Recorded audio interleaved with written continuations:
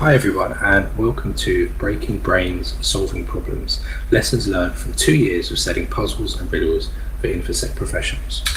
So to introduce myself, my name is Matt Wixey. I lead cybersecurity research for PwC UK's cybersecurity practice.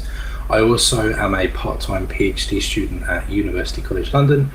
Prior to joining PwC, I worked in law enforcement in the UK doing cyber R&D, and I am a puzzle addict, which is what I'm going to talk to you about today. Before we get started, if you go to thedarkartlab.com/crossword20, you'll find a security-themed cryptic crossword. And whoever sends me the most correct answers for that crossword by the 13th of August at 1300 hours will win a prize. It's not going to be a big prize, I'll tell you in advance, but you will get a prize and some kudos as well. Do feel free to make a start during the talk if you find your mind wandering a little bit. As we'll see, that can be a good approach to problem solving. So in this talk, we're going to look at some processes underpinning problem solving, the roles of expertise and bias in those processes and in problem solving generally, some strategies for improvement, problem solving as applied to InfoSec specifically, the puzzle program that I run at PwC, and then some tips and resources for creating your own puzzle program in your organization as well. So how problem solving works. Really, all higher level cognition is problem solving to some extent. You have some desired end state that you want to get to, and in order to get to that end state, you have to solve problems. They may be fairly simple, or they may be very complex. And really, problem solving is any activation of concepts in the brain to access further concepts. In terms of the brain itself, there are a number of regions associated with problem solving, mostly the prefrontal cortex, but other areas as well. And there are specific regions of the brain which activate when problem solving is complete, that kind of aha moment when you get the solution. And we know that when people try to solve problems, there is some form of abstract representation. There's the creation of mental structures in the mind, but the exact mechanisms behind that are not clear. It's a bit of a mystery. When it comes to problem solving, particularly with what are called knowledge lean problems, which is where you don't need information outside of the puzzle pretext, the puzzle stimulus itself, there are two steps: understanding and searching. Understanding involves assimilating the stimulus of a puzzle, so understanding what it is you're being asked to do and how that's presented, and then forming mental structures to represent that problem. And that can involve a variety of perceptual processes depending on the media in which the puzzle is presented. And then there's searching. So searching is actually finding or calculating a solution following that understanding phase. And the process of problem solving is usually a blend of those two things, and it may be a kind of circular process, so it's not necessarily linear. It may go back and forth between those two phases. So when solving a problem, there is first a definition of a problem space, and that's the diagram you see here on the top right. An initial problem state is defined. You have various operators which can change the state, and they may be explicitly given, or there may be things that you have to deduce or induce. And then you test if the new state, once you've applied those operators, resembles or is the desired solution, the desired end state. And there are various strategies you can use when problem solving. I've put some of them here, there are others, but these tend to be the most common or the most well known. Proceed strategies, which is simply a linear process, choosing an operator, testing if it affects a state and whether that's a solution, and then repeating. Backward chaining, where you start at the solution if it's known and try and work out how to get to that end state. Sub-goaling, this is where you choose an operator, you try and make it fit. If it doesn't fit, you try and make it fit.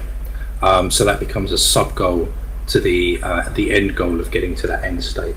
So an example of that applied to security would be if you're a pen tester testing a web app, you might want to try SQL queries or cross-site scripting, and there might be a web application firewall that prevents you from running those types of queries. So your sub-goal would be to try and bypass the WAF in order to get your queries to the web app and then further exploit it. Means end analysis is simply working out what the difference is currently between your present state and the end goal, and then trying to reduce that difference. And then finally, and probably most interestingly, I think, is insight. And insight results in a change in the problem space itself. So to give you an example from the world of riddles and puzzles, you're probably familiar with the riddle of the boat and the river. So you have a number of items, a bag of corn, a chicken and a fox, and you have to get them over to the other side of a river in a boat.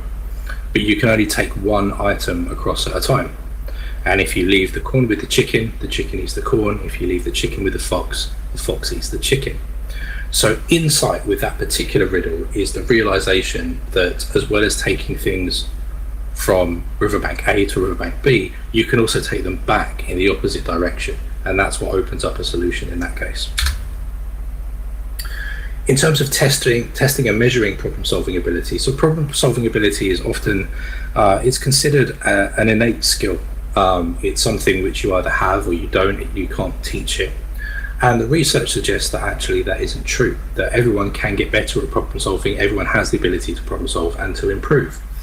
And there are various ways you can measure someone's problem solving ability. You can measure it by the time it takes them to solve certain problems, probably most compellingly their approach to problem solving, but also their comfort level with ambiguity, with uncertain situations, with unpredictability and that sort of thing.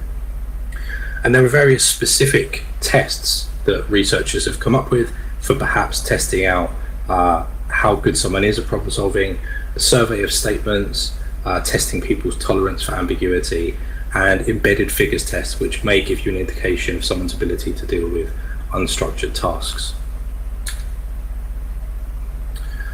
The role of expertise in problem solving is an interesting one, especially in security.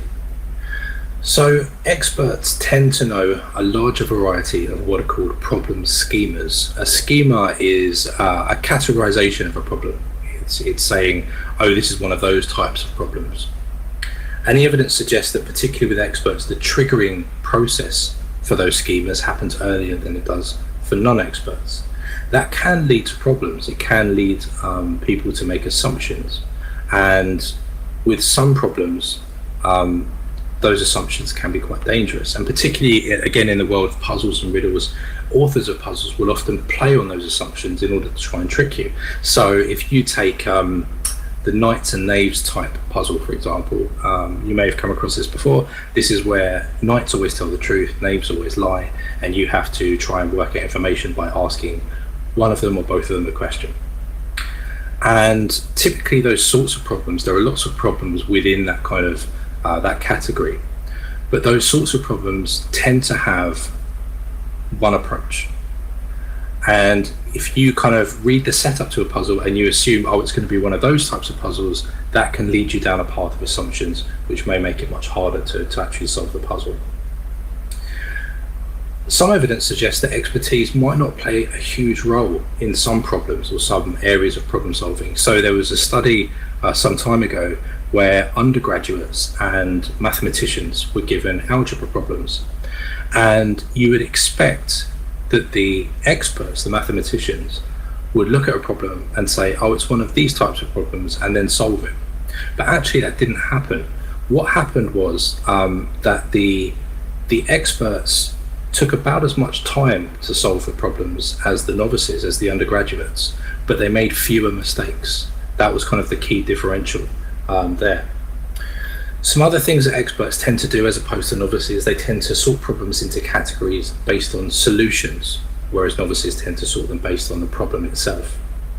Experts, as I mentioned, may perform faster. It may be something to do with what's called memory chunking, which is essentially kind of being able to make certain deductive leaps based on putting kind of chunks of memory and chunks of experience together. But as I said, experts often don't perform faster. The key difference might be that they just make fewer mistakes. Experts also tend to be better at self-monitoring, so working out where they're going wrong, and also estimating the difficulty at the start of the process, which is obviously very important, particularly as you can imagine in security as well.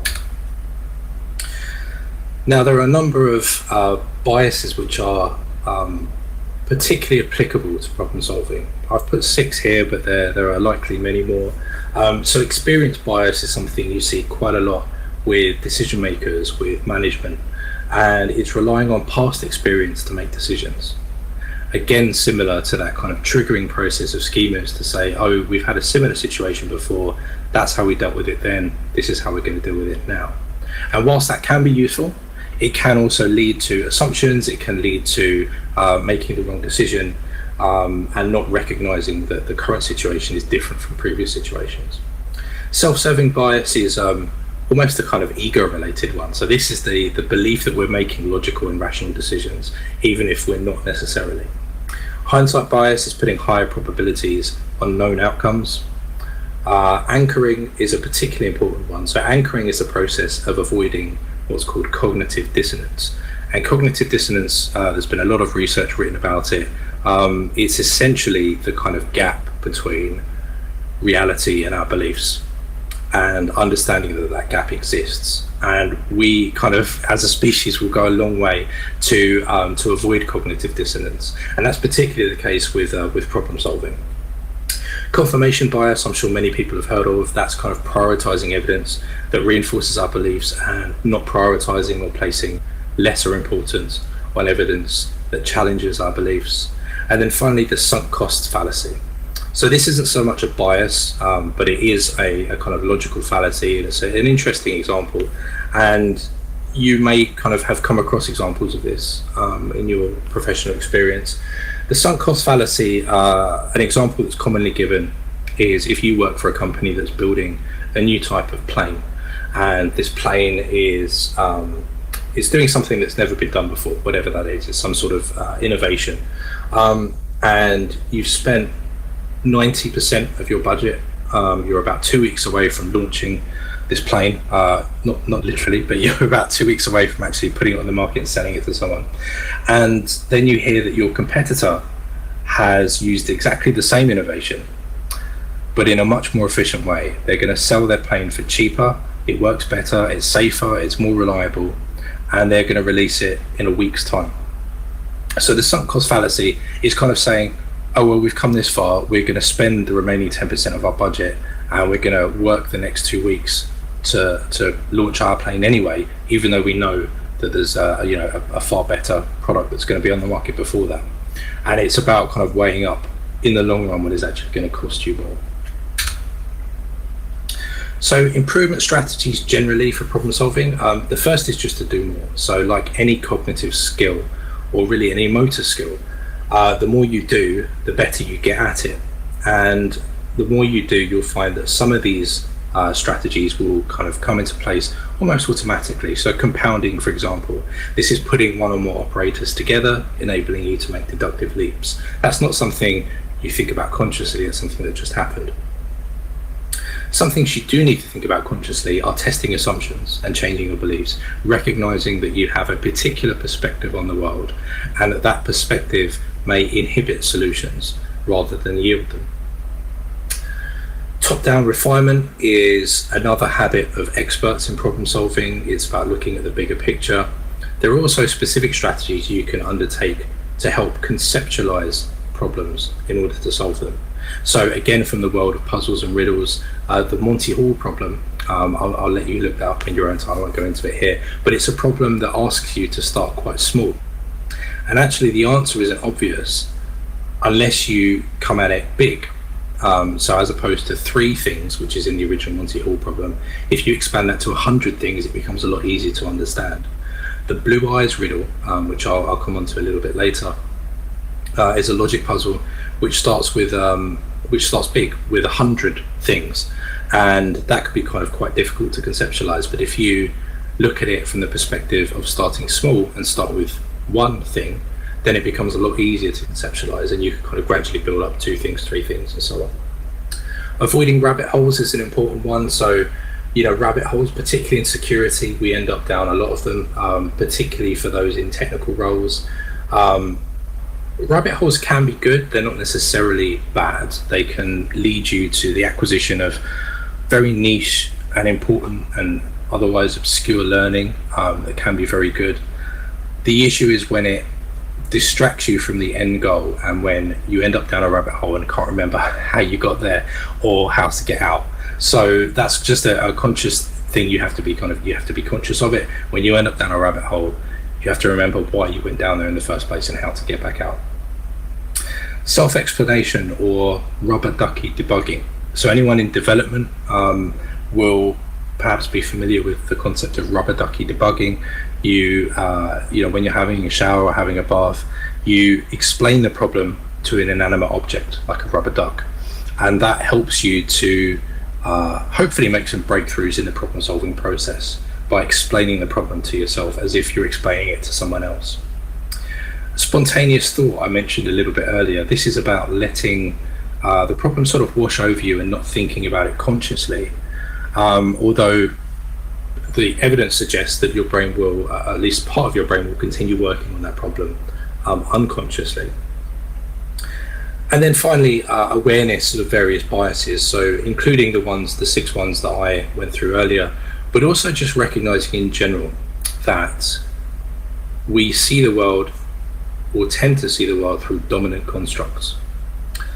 This means that we have a particular worldview which we prefer, and dominant constructs tend to inhibit solutions, whereas alternate constructs, by recognizing that there are other worldviews or other ways to see the world, can actually lead to solutions and to problem solving. Okay, so I'm just going to cover problem solving in InfoSec now. So InfoSec problem solving. Problems in security tend to be what are called knowledge-rich problems. That is, that they require knowledge outside of the problem itself, whether that's technical knowledge, policy knowledge, experience in a particular thing, whatever it happens to be. And they can also be quite ill-defined. So they may not have concrete boundaries. There may not be a sort of concrete limit on the problem area or the problem space. A variety of people undertake problems in security, coming from a variety of backgrounds and levels of experience, from experts through to pre-novices, so people who are completely new to the field. And there are many schemas depending on which particular part of security you work in. I'm sure you could think of hundreds of examples of problems in InfoSec, both technical and non-technical. I just wanted to talk about one very briefly, which I think illustrates the process pretty well. So it's a talk from DEFCON 16 by Monty of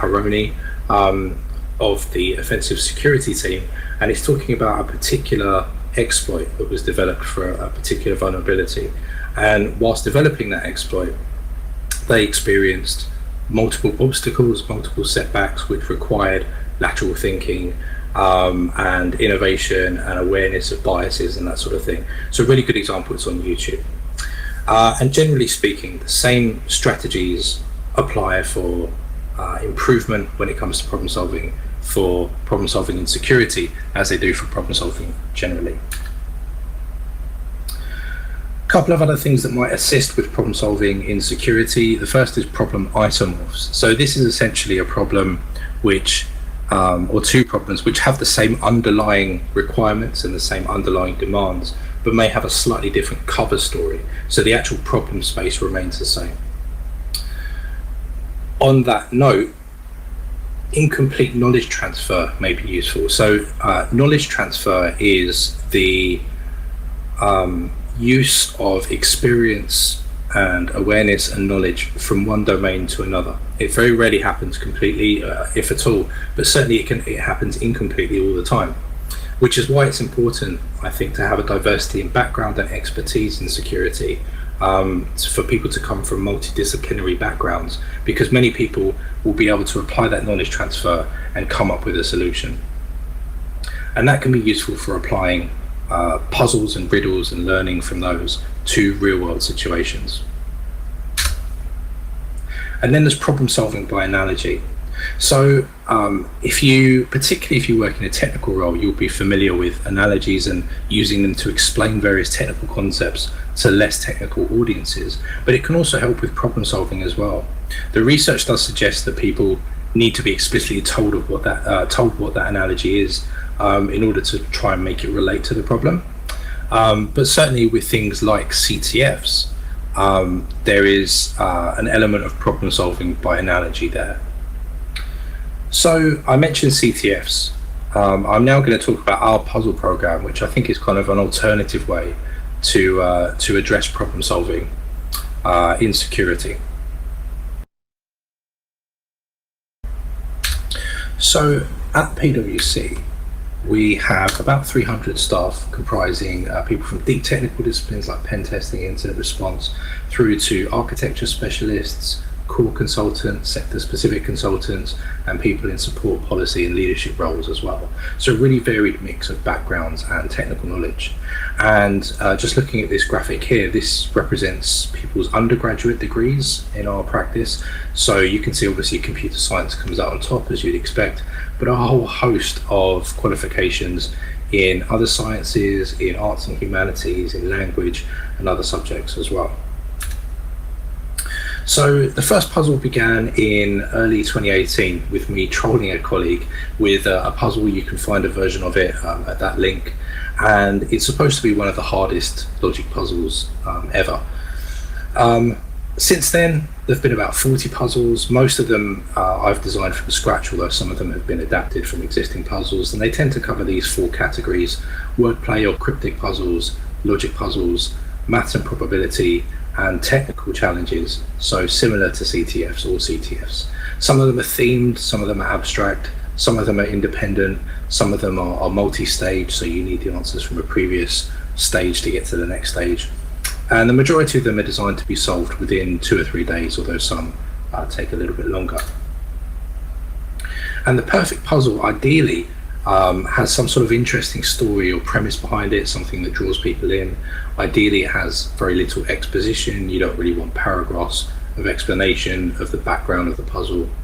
You may have a hidden trapdoor function. This is optional, but an alternative way to get to the solution, which might rely on a particularly lateral piece of thinking or a particular piece of knowledge. You can have red herrings and Easter eggs. Really depends on your preference. I like putting them in. I have a colleague who designs escape rooms who detests red herrings, but it really depends on your preference. Some of the most interesting puzzles actually are something completely unconnected to the premise of the puzzle itself. They can be really fascinating ones. But ideally, a puzzle always has its own internal logic. The answer should be obtainable from the question itself. And ideally, other than maybe the use of a search engine for a quick query, you shouldn't need any specialist knowledge beyond the premise itself either. So a very quick example of a puzzle that we've run, I won't read this whole thing out, but essentially you're trying to find someone's birthday from various clues. The crucial clue here is square 8 to get the month and the day. Add another square to that and it's obvious. And what you're being asked is, what is the date of birth, what's the birthday? And where does my friend live? And the location of where my friend lives is an example of something seemingly unconnected to the premise of the puzzle. So on reading that puzzle, I'm playing on various assumptions, I'm giving various clues. So an assumption is that the date of birth is going to be a normal date, i.e. it's going to have a maximum of 31 for the day, a maximum of 12 for the month. I've mentioned that it's an old school friend of mine. Obviously I'm over 18, so the person is going to be over 18 and having a beer at a bar, so at least in the UK you would be kind of over 18 for that. Squaring 8 to get the month and day, that's 64, so we're probably talking about either the 6th of April or the 4th of June. And then the puzzle says add another square, and it should be obvious. And this is where the kind of lateral thinking comes in and challenging assumptions, because the square in this case is not a mathematical term. The answer to the puzzle is the 35th of May 1989, which in itself isn't a valid date, but in China it's used to refer to the 4th of June 1989, which was the date of the Tiananmen Square protests. And that date, the 35th of May, fulfills all of the conditions around the prime factors, that the day minus the month equals the age at next birthday, or at least it did in 2019. Adding a square in this case means a square as in a location. So if you Google June 4th square, you will get stuff about the 4th of June 1989. Another example, this is one of my favorite ones. So this was a 3-part puzzle to give the location of a team event day, which was being held off-site. So there were 3 parts. Parts 1 and 2 were released at the same time, and then part 3 afterwards. And you could use the answers from parts 1 and 2 together with the answer from part 3 to get the location of this site, but you could also just use part 3. So part 1 was a WAV file of the song Never Gonna Give You Up. So a lot of people were looking into Rick Astley's biography, trying to get clues as to the location from that. But actually, if you looked at the WAV file in a spectrogram and analysed that, you came up with this riddle, and the answer to that riddle is the letter U. So a U-bow, a U-bend, a U is a horseshoe shape, a U is not the first person, it's second person, and sounds like a tree, a U tree. Part 2 was an image which contained least significant bit steganography. If you analyse that to retrieve the hidden message, you got this clue here. The use of a search engine together with reverse image searching of that image would give you the answer, so it's 5446. The clue says to add 1, so it's 5546. And then part 3 was a short video of the chess scene in 2001: A Space Odyssey, where one of the astronauts, I can't remember which one, is playing chess with Hal. An alphanumeric string appeared at the end of that video, and there was obvious Morse code beeps over the scene itself. Now, if you decode those Morse beeps, you get the message, not going to be that easy. But again, if you look at it in a spectrogram, there's ultrasonic Morse code, which spells out lichess or lichess.org. The video brightness also flashed in Morse code to give pretty much the same clue. And the kind of setup message where I kind of announced the puzzle, if you look at the periods and hyphens within that message, they also spell out Morse code for that. So lichess.org is a chess website. You can load up chess games. If you went to lichess.org plus the alphanumeric string shown on the video, you got taken to this chess game. That's a form of chess steganography. If you decode that, you get this message, which is another alphanumeric string, and then read the Slack message again carefully. If you again went back to the announcement of the puzzle, the first letter of each sentence spells out pastebin. If you do pastebin plus the string, you get this riddle here. And in particular, pay attention to the last line with hex as key. So that's a pun on ASCII. If you convert everything that's already ASCII to hex and everything that is hex to ASCII, you end up with 0 times 75 UF, or a UK postcode 0x75UF, which was the postcode of the away day. There was a way to solve it just through that riddle itself, through that written riddle. So if you solved each line of that, you would be able to get some search terms which you could put into a search engine, and that would also give you the location as well. So I've got some stats on the kind of puzzles that we run and how many we run. So the overwhelming majority of puzzles to date have been logic puzzles, but also quite a few wordplay and tech puzzles, and then maths kind of in 4th place there. The most successful category has been maths puzzles, then tech, then wordplay, and then logic. The graph on the left illustrates answers over time, so the dark red line is correct answers over time, and the paler red line is incorrect answers. So probably not quite enough data to make inferences there properly, but you can see kind of what the correct answers have gone up over time, the incorrect answers have gone down, certainly kind of in the last year or so. The graph on the right shows puzzle engagement over time, so that has gone up over time. There have been peaks and troughs as people are busy or kind of more or less interested in puzzles, or depending on what kind of organizational activity the puzzles are tied to, but overall the engagement has gone up over time. Tech puzzles have had the most engagement, as you might expect, that being a cybersecurity BU, but then wordplay has the second most, so the second most kind of popular. Time to solve is a little bit more difficult, just because that tends to be a function of the puzzle's difficulty, which fluctuates from puzzle to puzzle, depending on what type it is and who's doing it. So it's not really a reliable indicator, but it's interesting. The record we have for the quickest puzzle ever solved was something like 4 minutes, and the one that's taken the longest is just under 2 days. So I just wanted to show you some unexpected or amusing kind of answers we've had. This was in relation to the birthday puzzle I took you through earlier. This was someone who went to extreme lengths with the Morse code video to try and find the differences in the frame brightness. and other clues like that. A very common response, specifically with the kind of lateral thinking, logical puzzles, people kind of working together and supporting each other and keeping each other going throughout solving these. And then my favorite one, this is from one of the partners of our business unit, who I think kind of pretty much summed up his frustration with me with some of these puzzles. And then there are also people, of course, when you're looking at problem solving, who just go straight ahead and cut the Gordian knot into two rather than trying to untie it. And there's one particular person in our business unit who does that. I just wanted to highlight some of his replies. So the fact that he kind of crashes a bulldozer right through my puzzles. This was for the away day one, so people weren't told the location of the away day until the puzzle had been solved. He decided it would be easier to just wait. This was a logic puzzle around guessing the colours of hats. This was a knights and knave puzzle around which door to go through, so one door leads to freedom, the other leads to a room full of hungry tigers. And I particularly liked that second sentence of that response. So I did a quick straw poll of people who've participated in the puzzles over the last 2 years, pretty small sample, but just to get an idea of kind of how they feel about them in terms of difficulty and the benefits. So you can see most people estimate that the difficulties are hard to fairly hard. Most people love them or really enjoy them, and there's also quite a lot of collaboration. So only a small percentage of people from this dip sample actually never collaborate at all on puzzles. Most people do it at least occasionally, and some people do it frequently as well.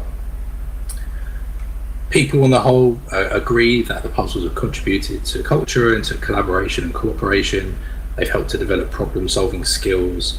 Most people would like to do more puzzles in the future, and most people agree that problem solving is especially important in cybersecurity. Again, most people agreeing that it is important to try to strengthen problem solving abilities. More of a mixed opinion for whether it's a good idea to try to measure problem solving ability. You could say kind of it's a tie there between people who are neutral about it and people who either agree or strongly agree, but certainly some people disagree with that. That puzzles should be job specific, e.g. CTFs. Again, a mixed opinion on that, some people agreeing, some strongly disagreeing, some disagreeing.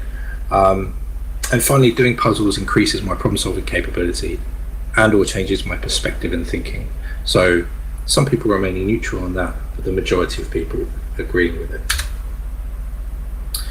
And I also just wanted to highlight some individual feedback, some anonymized feedback on the benefits of this for people's day-to-day role.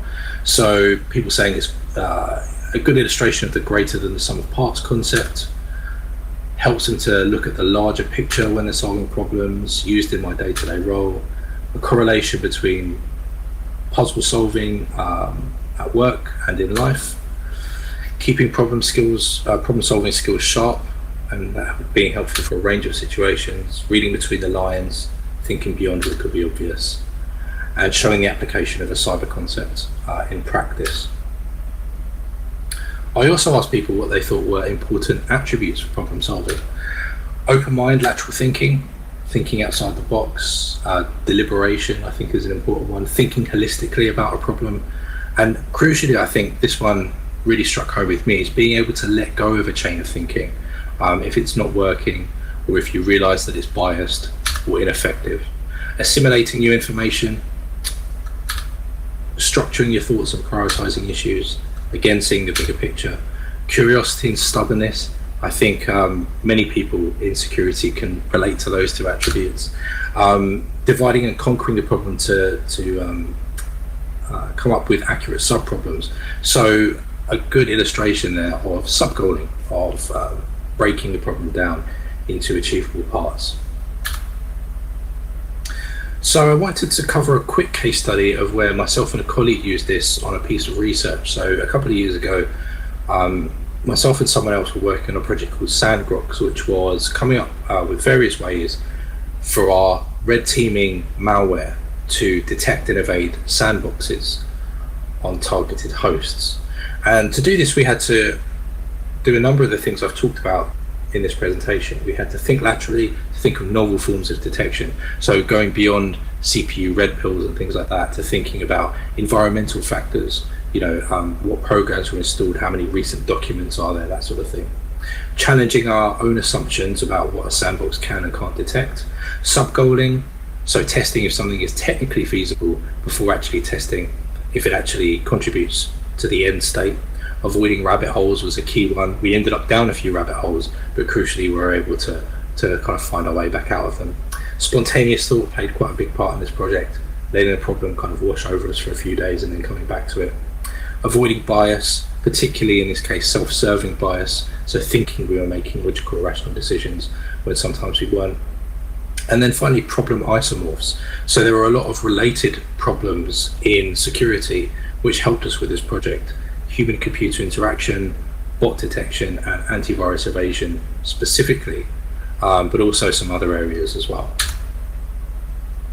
So if you want to start your own puzzle program, I would highly recommend you do it. You could do a pilot to start with, just to see how it goes. And if you want to do that, I would strongly recommend starting off with pre-existing puzzles that you can find on these resources here, just because creating puzzles from scratch, once you're starting off, it's very time consuming. So the away day puzzle that I mentioned, the 3-parter, that took something like 14 hours to come up with and to actually implement.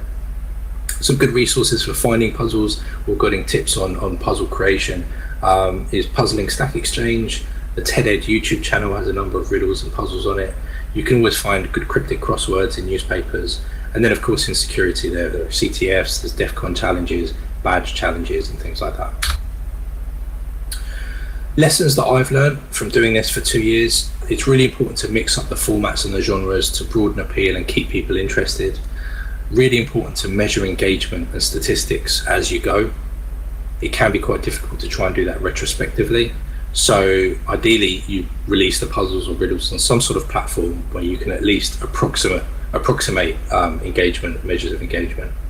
Linking to other organizational activity really helps. So if you have team events, that sort of thing, linking a puzzles with those can help with engagement.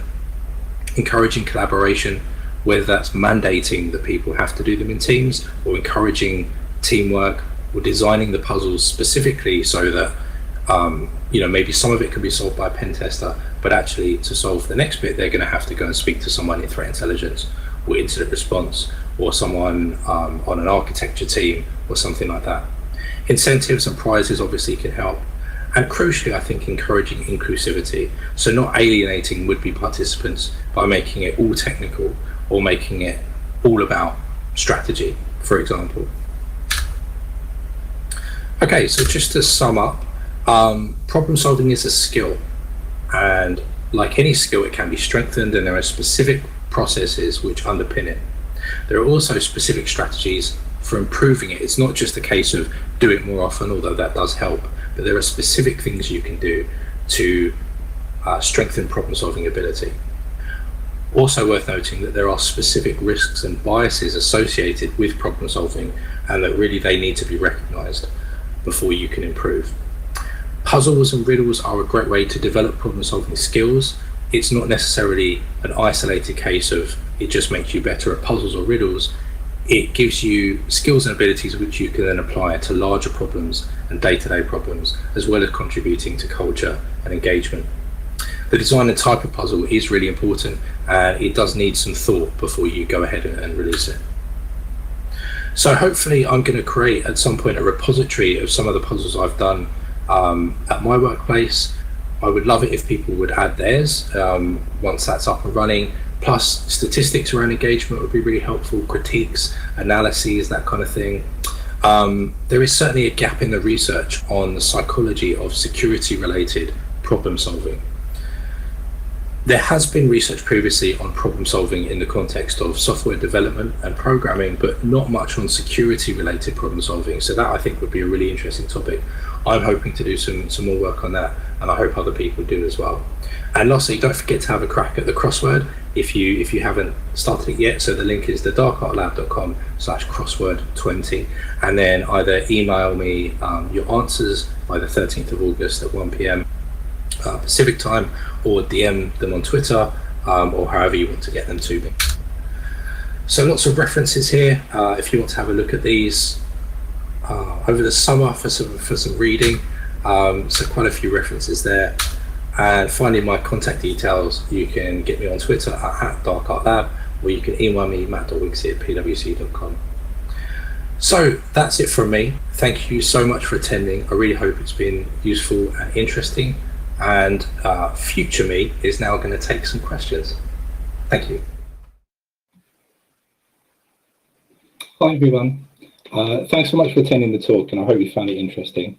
I'm pretty short of time, so rather than taking the questions live, I'll answer any that come up on the chat in the next few minutes. Or if you want to get in touch at any time to discuss the talk, my email address is matt.wixey@pwc.com, and my Twitter account is @DarkArtLab. I'll be looking to set up that puzzle repository I mentioned in the next few weeks, and I'll announce it on Twitter, so keep an eye out for that if you're interested.